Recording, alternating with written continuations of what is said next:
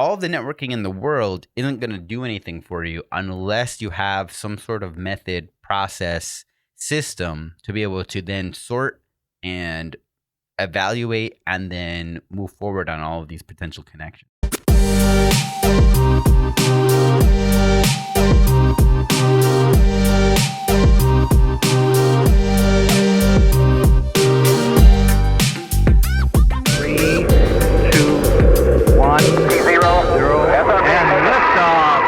Hello, everybody, and welcome to Mission Control. I am your special guest host, Jorge Candelario, and welcome to a special flight crew episode where we'll be talking about networking. How's it going, everybody?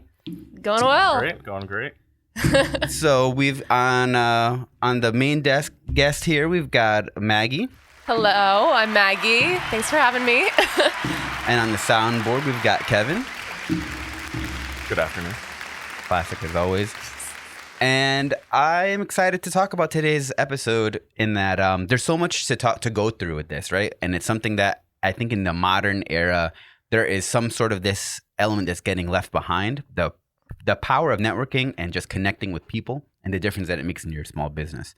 And we've gotten to experience that so much here in the history of Peralta Design, and just being able to put together all of the pieces to be able to build and strengthen your network, and then what comes from that. Opportunities, basically networking, I feel like gets you the opportunity to be in the door, to be in rooms that you wouldn't normally be in, because you hear people say that, oh, hey, I heard about this opportunity, and now they're giving it to you, or they're making a referral for you. And so much of our business has come through referrals, and it's so important that it's all about who you know at the end of the day. I feel like there's so many pieces to networking, just in the approach, how you approach people, how you connect with other people, and then being able to fulfill that promise and continue to move that forward. And that's basically what you're able to take. That's part of what your brand is also as well. Networking establishes your brand. It's able to connect you to your audience and give you opportunities that you wouldn't have otherwise had. Yeah. I mean, I think with a lot of businesses, you're not just selling the product, but you're selling yourself. And how you make connections with other people, that's what sets you apart from other businesses. So that's why networking is so important. Like, what makes your contracting business different than the next one? You know, it's the person behind, the business. So I think making personal connections is really important. Yeah, I always think of Bob Cinto, because every time he takes us out in a trip, he always asks, why do people do business with you? Right. And, the answer is always because they like you. Because like I said, there are tons of different businesses who all do the same thing. Some might be more skilled than another, but a lot of times you tend to gravitate towards people that you like and people that you want to spend time with.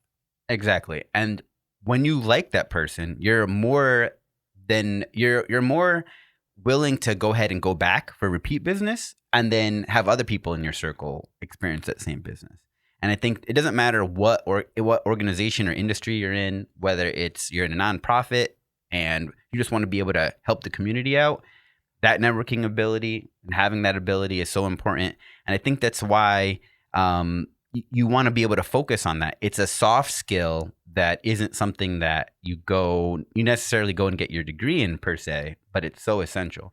And that works for if you're in an industry that's trade driven, that's something that's electrical or plumbing or what have you, especially. And then as you get into different industries that are more people oriented to begin with, right? If you're, let's say, a lawyer, that's a lot of what you do, period, is interacting with people and just getting them to see your perspective. And all of that craft is so important to be able to hone and build.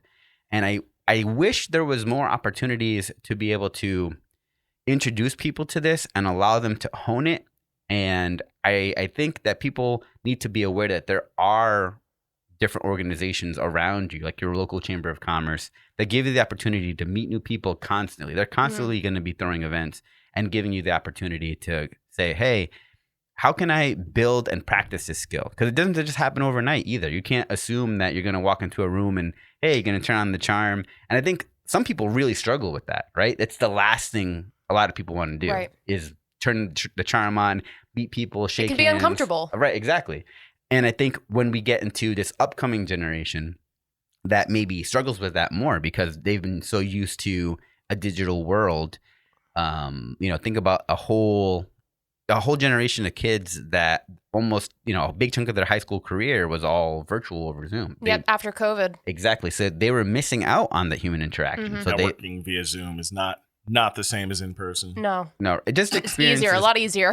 Exactly. You can just feel the energy. You can, Easier in one way, but also I feel like harder because sure, it's easier to not feel uncomfortable or feel overwhelmed because you're like, oh, I'm safe. I'm in my environment. I'm hidden behind the screen. But also I feel like it's a lot harder to actually make connections. Yeah. And build relationships. Because, I don't know. It's really hard for me to do it. Yeah. I don't know if I would other people agree. feel the same. I would definitely agree. Right. If I can't tell, I can tell a lot by your expression, your body language, just that overall sense of your personality. Some of that gets lost virtually through the screen. Not to say that eye contact, because there's that weird thing too, where when we were trying to do testing for Zoom, where let's say you're looking at the square, like you're looking at the person's face, because you generally look at someone in their eyes, but where they're positioned on the screen is not where your webcam is, and that's really your digital eye. So it's this weird thing where it's like you're looking at their face, but then they could be looking like they're looking like off to the sky somewhere. And I don't know, it's just so right. It's weird. hard to get it to line up awkward. and to be able to. You're not actually making eye contact with that person. Yeah. So I think now it's not to say that you can't present personality over through the screen either, because when you think about cinema, film, TV, that's exactly what you do. Yeah, when you're a screen actor, that's what you're doing. You're projecting your persona. And I think about the career of being an influencer or a YouTuber.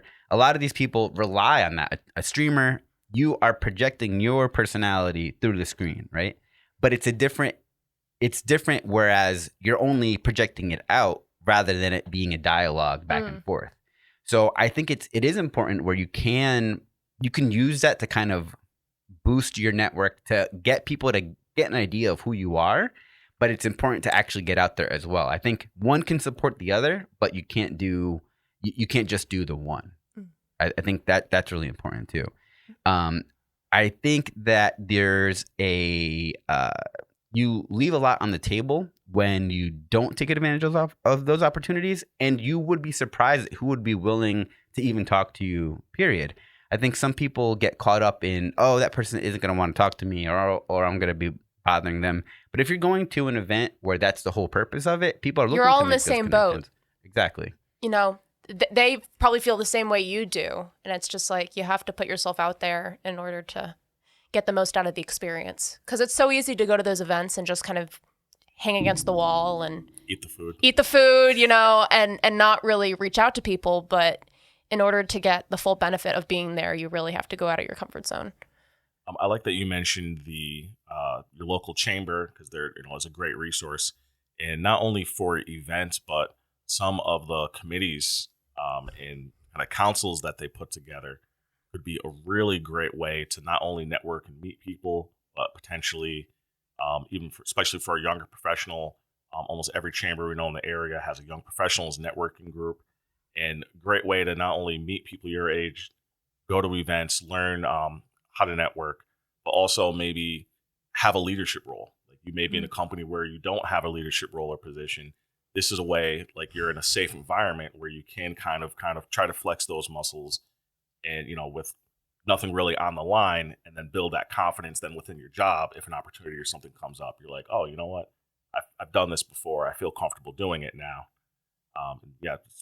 Encourage a lot of people, like in a local chamber. There's Tide. I think there's Fellow. There's Valley Business Network. Yeah, Valley Business Network. And Women in Networking. Oh, well, also just the young professionals. Okay. Groups. I know there's, I think it was Fellow. Fuel. The Milford one. Yeah, Fuel is a Greater Valley Chamber. The BRBC has. I think Pulse is the one in New Haven. Pulse. Epic. Is the one Epic?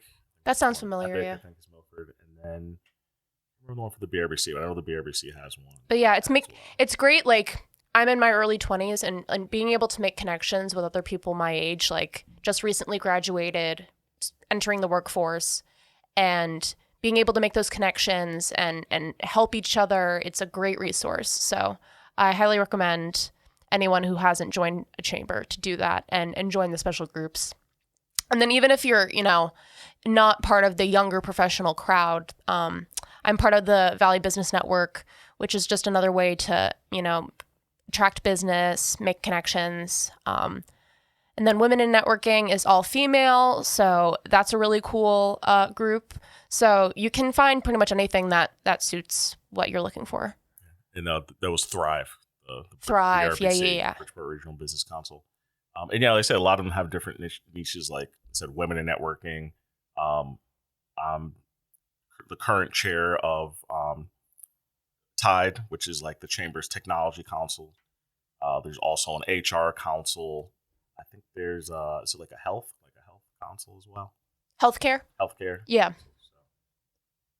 So many different opportunities. And like I said, some of these organizations have, or committees have, or industry like exclusive. So you can only have one lawyer there, or one insurance provider, or one digital marketing creative agency. Some of them are where anyone can join, and it may just be around a common theme. And doesn't matter how many. I think in Tide we've got like 1.4 or 5 different MSPs. But it's great because we all get together. It's not really a big sales competition. No one's trying to steal each other's clients or fighting over it. It's more about education, helping, and sharing information with all the other businesses in the chamber to kind of show the value there. Now, that's an important topic that I want to make sure that we bring up, because the networking isn't always about closing deals, which is important as well, right? Making sure that you can hear about and present opportunities and just present yourself well. But I think just the ability to help one another, just the ability of connecting and knowing what resources are out there, I think is really valuable. That'll help you in your business and just your trajectory as a professional. Right. So I want to make sure that we focus on the point of networking just to build the relationship. Honestly, it can't always be what can you do for me or what can I do for you in like a quid pro quo kind of relationship, because that doesn't feel very good. You know what I mean? There's a difference when you can tell someone is kind of just using you as a means to an end versus actually building a meaningful relationship. Right.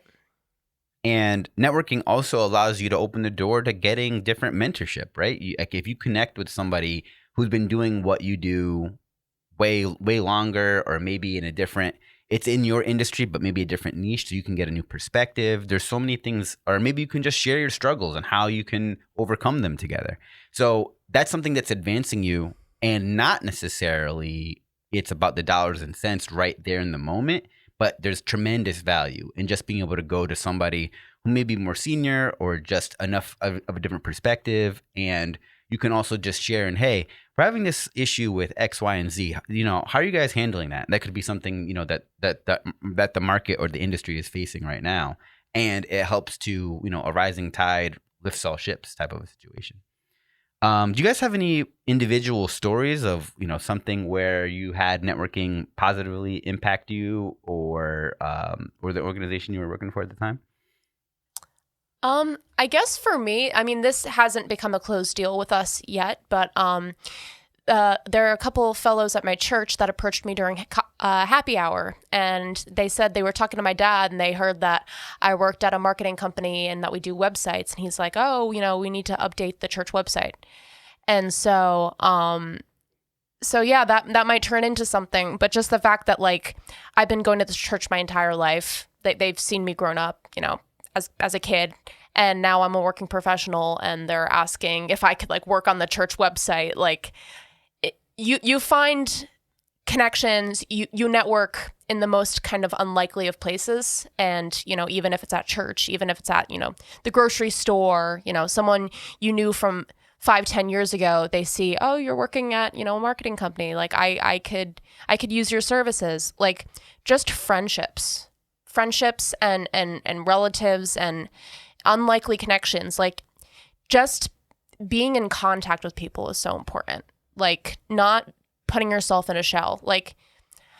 I know it's easy for me to say because I'm a pretty extroverted person, but being introverted definitely can hurt you in networking. if you're not willing to go out of your comfort zone, and just talking to people. I just want a little bit of a rant, but if you kind of understand what I'm talking about, like, I also am very involved with local theater, and I've met some connections through that. And yeah, they've heard that I work at a marketing company and are like, oh, I could use X, Y, and Z services. So it's just important, whether you're interested in intramural sports, or if you're religious, go to some sort of religious service. If you're part of community service, activism, whatever, just making connections in the community will really help you in driving business and making connections. And I don't think it has to be, I think a lot of what people struggle with is it being an opportunity of scale, right? I think when a lot of people think about networking, they think about, okay, I'm going to go in a room. There's going to be 150 people. Right. I'm going to walk around. I don't even know what to do. Like I have to go to an expo, or I have to go to some huge event. That's not what it's about. Right. It doesn't have to be that. Those present opportunities as well, but you can find opportunity just in small, like we were mentioning before. There's small groups, 8, 10, 12 people, or you can find value, you can build connection, which is a great stepping stone. It's a way to at least get started. And even if you go and you're just speaking, you set up a time to have coffee with somebody, right? That's a one-on-one example where you don't have to, launch into speaking to 100 people at an event, but you can get it done. You're at least making those individual connections. So I think there's strategies for even those business owners or entrepreneurs who might find themselves on the more introverted side of the spectrum, where they can find opportunity as well, in that there are things that are definitely going to push your comfort zone limits, but you're still going to be able to make a lasting impression and make an impact. So one of the first stories I thought of when you talk about networking, I said this isn't the traditional sense, but just the fact that you and I, Jorge, are working here for Ramon. I mean, for anyone that doesn't know, it's like me and Jorge met in the 3rd grade, and we were friends. Like our relationship started off basically drawing and coloring, selling comic books in the lunchroom. Entrepreneurs, even then. Yeah, I was slinging pogs for a hot minute. I'm not gonna lie. It's 10-cent comics. So it's like we've had this relationship for years, and then also Jorge's cousin, Pedro or June, however you know him and Ramon knew each other from what I think Priceline. Right. So it was like the relationship they had there connected them, and then Ramon was looking for someone, and then he happens to mention, hey, I know a guy, you should talk to my cousin. It's Jorge. And then through there, Jorge was like, oh, hey, Kev, can you help me out with this project? Which happened to be a project when he started working for Ramon. And then our relationship, and then he brought me in. So it was like all these people trusted each other. Like, I think June told you, like, hey, don't mess this up. Right. Like this guy, I know this guy, like, don't mess up, make me look good. He literally said, don't embarrass me. Yeah. That made a bit, and he's like my big brother. 15 years later. Right. Yeah. It's crazy to look at it at this perspective. And see what's same happening. thing, even Ramon was kind of like, you guys know each other forever. Is this really a good idea for him to work there? And Jorge was like, just kind of trust me. So I think part of it's like that relationship building, being able to vouch for somebody, because you have to put a lot of trust in someone, whether you're either going to hire them as an employee or you're going to work with them. Because especially for a lot of businesses, you're handing over sensitive information. It's like, hey, this could be the lifeblood of a company, like certain websites where it's like, hey, this is where we're getting a lot of revenue and traffic from. I'm trusting that you guys are going to keep this running, maintain it, make it look professional. So I think it helps. Sometimes just building that relationship, having someone to be able to vouch for you, to be like, oh, hey, I know this person. I know they're going to do right by you. Or I met them. They're a good person. Because a lot of it says, especially nowadays, like people's character. Be like, wow, they're really, really talented. I don't like that person's character. I don't want to go with them. Or I'd rather go with someone else. Like a lot of people doing that with even the brands that they purchase. So I think a lot of times about networking is that, like, letting people see, like, who you are. The face of the company. Yeah, I always understood that, like, it's more about who you know than what you know. it's like that's true, but also like if they like you, you could know a ton of people, but if they think you're a jerk, they don't trust you. Right. You could be the most talented helpful. person on the planet, but if nobody likes you, then no one's gonna want to do business with you. And it's such an incredible point. Time and trust are two of the most valuable currencies on the planet.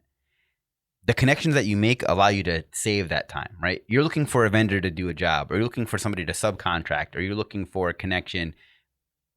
If you can have that trusted, vetted contact already, it saves you all of the work of doing that research. I don't know about you guys, but if I'm doing even something as buying a TV or a monitor or a microwave, I'm looking up reviews, I'm watching YouTube videos. I do this deep dive on like, who can I trust? People vouch for certain brands for things like that, right? And it's you put your trust in that brand, and that's, they've kind of created that network in and of itself. So when you're able to create that trust and people can trust in you, that serves to save people so much time, because that shortens that search tremendously, exponentially even. So it's so valuable to be able to have those connections. And I think it speaks a lot to keeping those doors open for as long as possible. And I think that also, I don't know about you guys, but for me, I've shown that when the people who are your actual truest friends, you can lose contact for a little bit, but as soon as you guys get back together, it's just like, it's like you never left. Things are instantly able to pick back up. And those are those relationships that you can begin, that can start at one point in your career, that then you kind of plant that seed, then that comes to bear fruit much farther down the road in your career. And I think it's so important to be able to keep those doors open and just remember where you came from. And, I think staying humble and being able to maintain those relationships is big. Speaking of maintaining relationships, a lot of this comes down to having a game plan, whether that's just a process that you follow or a piece of technology that you're using, like a CRM or both. All of the networking in the world isn't going to do anything for you unless you have some sort of method, process, system to be able to then sort and evaluate and then move forward on all of these potential connections, right? And you want to be able to remember, hey, you want to be able to remember the positive connections as well as the negative ones. Right. Take note of it. Exactly. It's equally important to say, hey, I don't really like that person. I don't want to do business with them. I wouldn't recommend them to somebody. And in the technology space, we have plenty of vendors that we steer our clients away from because they just haven't been a good experience time after time after time. Sometimes those things do change. We have had experiences that have been really good, and then that company, for whatever reason, falls off, or a company that didn't start out super great, and then over time they've evolved, and hey, they're actually a much better company now. So those things are super important. And I urge, as a business owner, and there's so many solutions at so many different scales, right? You have the 800-pound gorilla in the room of Salesforce, but then you have the Monday.coms of the world and the Basecamps and all these other things that allow you to keep track of who your contacts are and how you can sort and categorize those opportunities. Even if you don't have any of those things and you just have a journal, a notebook, something, a document, a spreadsheet. Hey, if you went to a networking event and you are, let's say, an extrovert person, you wanted to meet every single person in the room, you got 100 business cards. Great. If you don't take any action with any of those business cards, if you don't make a game plan for what you do with those connections, it's all in vain. To a certain degree, you at least got your name out there. People know who you are, so there's some benefit. And hopefully you gave your business card to them. Right, exactly. Hopefully it was an exchange. Hopefully it was a mutual exchange. Yeah. She reminds me of old Rob Thomas. Right. Say just running up to someone and shoving your business card in their hand and vice versa, is not networking. Right. And that's so much value to remember as well. The key part, and again, this is one of those nuggets of wisdom that Rob shared, is you want to make sure they're asking for it. If you're just shoving it in their face, the likelihood that they're going to want to follow up with you is very small. They need to know why they would want to do business with you and vice versa. Right. Them asking for it and getting them to that point where they want to ask for it is so important. Versus shoving it down their throat. They're never going to want to work with you. Right. That's going to end up in the trash. Think about how many direct mail pieces you get. Yep. And then it's like, I'm not even going to look at this. Because it was uncalled for. Right. I didn't ask for that. Now, every now and again, it just, the stars align, right? And that's what some people are hoping for. Man, I really need to get new gutters. Oh, man, I got a gutter thing in the mail. Hey, great. Here's a coupon. All right, here's a coupon. I can call these people up. Or, oh, man, I really need to find a new dentist. Oh, hey, here's the thing. Like, right? Like, every now and again, those things do line up, which is why that industry, has value. But in the networking space, you're trying to build that meaningful relationship. And that starts with it being a mutual, that mutual connection. And it might not even be directly related to what you do, but the fact that you can make that connection is big.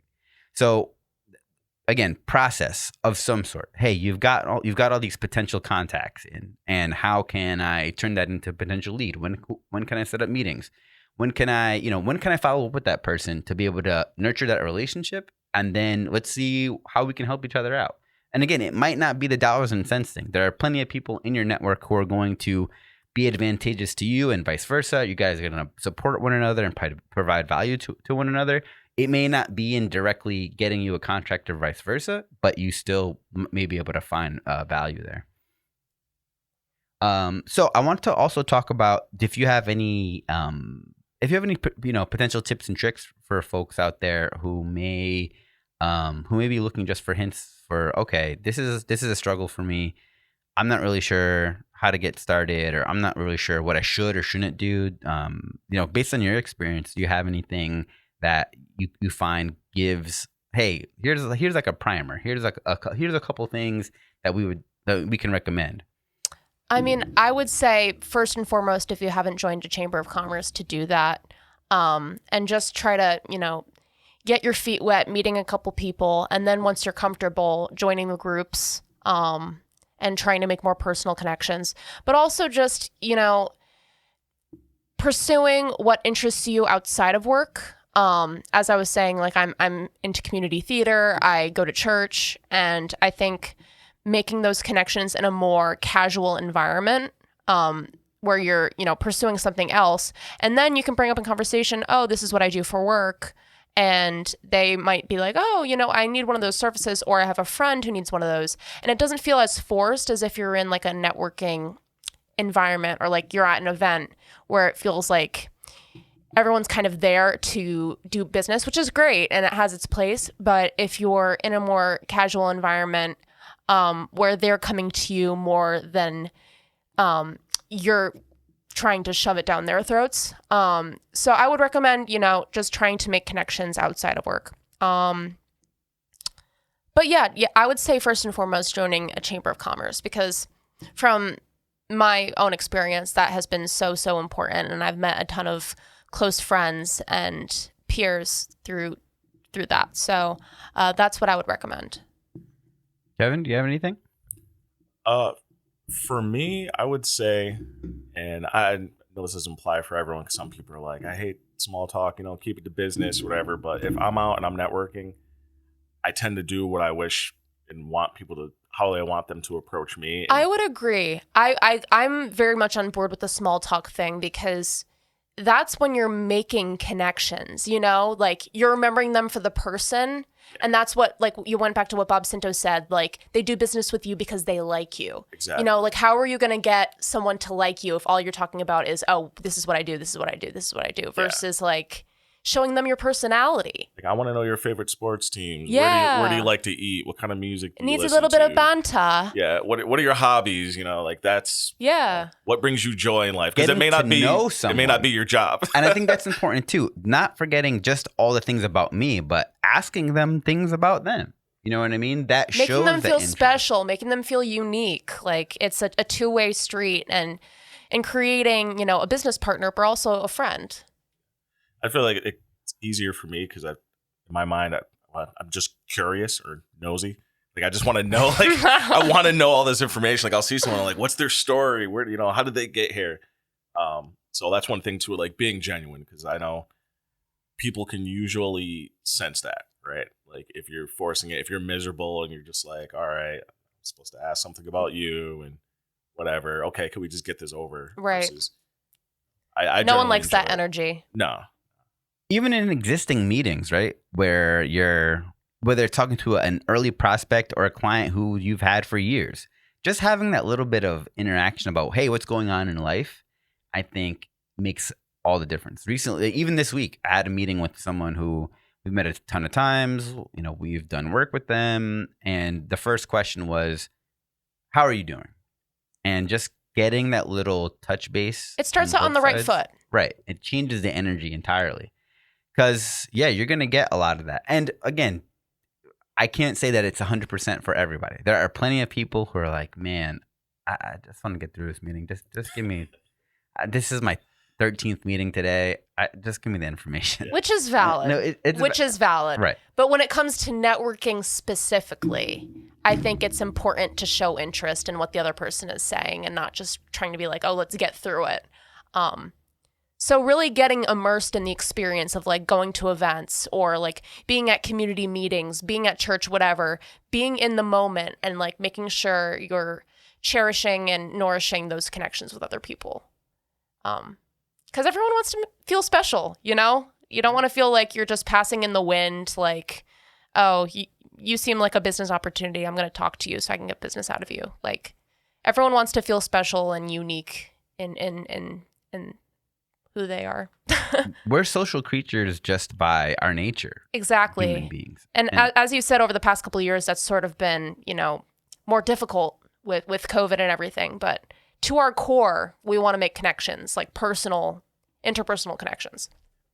In next month, actually the next 2 months, there's going to be a lot of opportunities to do that with all the different chambers and events coming up. Actually, there's going to be a really big one. Let's see. I know Schmoozapalooza is coming up in September, and that's a huge... October. That's October. That's in October. Yeah, Schmoozapalooza that's with October. the Greater Valley Chamber, the Monroe Chamber, and the Bridgeport BRBC. Regional Business Council. Is there one more? I know it said 2.4 this year. That's because it's at least 3 chambers, if not more. 2.4 chambers. So where's Wu-Tang? That's going to be at the Marriott. We need all 36. That's going to be at the Marriott in Holly Lane, Trumbull, and that's a huge event. Whether you have a table set up or if you want to just stop by, make a ton of connections. Really good food samples, games, prizes. You name it. It's a huge event. And I missed it last year because I was sick and I was very sad. But this year I'm looking forward to it. I think it's at the end of October. I think it's around Halloween. So it's going to have like a spooky vibe 30th. This year. October 30th this year. And then also September 26th, there's going to be a special presentation in collaboration between the Greater Valley Chamber's HR Council and the Tide Council. They're going to have 2 really, really good speakers there presenting on AI in HR. Oh, okay. How AI is transforming the future. So there's going to be a guy called Gentleman Mo Kayer, who's got a PhD from University of New Haven. And then Chirag Modi, who's the Senior Vice President of Psi Systems Technology. And if you're not familiar with those guys, very knowledgeable about the subject matter. Like I said, this guy has a PhD, talking specifically about AI in HR, and then also Chirag representing Psi Systems, who their company is currently implementing AI for different companies in the HR field, plus others. So it's going to be like talking about actual implementation and things that they've done for clients, not just like theoretically what can be done in the future. They're going to be talking what's about happening literally now. What's happening right now, cool. plus how it can transform in the future as well. So it's going to be really, really exciting. And that's going to be, I think, September 26th. Now, is that open to anyone or you have to be in either of those 2 councils? No, that's open to anyone. Okay. It'll be in person. There will be a Zoom component, but it'll be at the chamber from 8 a.m. to 10 a.m. and completely free. Okay. Good to know. Wow, ton of value. That's awesome. Yeah, I'm really excited about that. That's going to be a good one. And there's also Powerful Conversations on September 8th. Oh, that's coming up. Yeah, it's really soon. That's it. Next month, next 2 months gonna be really busy. Wait, September 8th, isn't that a Saturday? Let's see. Sunday. Or yeah, that's like a Saturday or a Sunday. Or Sunday. That Yeah. might be the wrong date then. Let's see. Sorry, I have something on September 8th. That's the only reason I know that's Oh wait, on the weekend. Yeah. Me too. So for all the listeners out there, there's please also- hold while yeah, he finds a hold on, that's it. calendar. Oh. I think I might have been in wrong month. I said October 8th? It's October 8th, I- not I was September 8th. I was about to say it's normally in October. Yeah, so no. there you go, folks. October 8th. October 8th. And that's at Connecticut Basement Systems. That's where it's been in the past in Seymour. But that's No, this year is actually at the Courtyard by Marriott on Oh, Bridgeport Ave in Shelton. So okay. right around the corner. from Very us. cool. Yeah, Leadership Greater Valleys also starting up again Yep. next month. That was an amazing program. Yeah, Kevin and I did that encourage. last year. couldn't- Highly recommend. I did it a few years back, and I couldn't recommend it enough. It seems oftentimes even like a weird fit, especially if you don't see yourself as a leader. But so much value comes out of that program, just showing you how you can be a leader in different ways, and just learning about so much that has gone on in our community, and especially seeing how much our community comes together. With the unfortunate recent flash flooding that we had, so many of our communities were impacted, and it's been great to see how many people have kind of banded together. And I love seeing that happen. And that's another one of those things where you build relationships, you build community, and you're able to have people support one another. So Leadership Greater Valley helps to further strengthen that. And the more leaders that we have, the more impact and change that we could make. Everything. It's great to have a lot of great ideas and what if and what could be, and it takes leaders to push those things forward. So, Absolutely. couldn't encourage you more to do that. All right, everyone. Well, it's been great having this special flight crew edition of Mission Control. Woohoo! It's been great having Kevin and Maggie as always. This is Mission Control. I'm not Ramon Peralta. I'm Jorge Candelario. But we are Peralta Design, and we launch brands.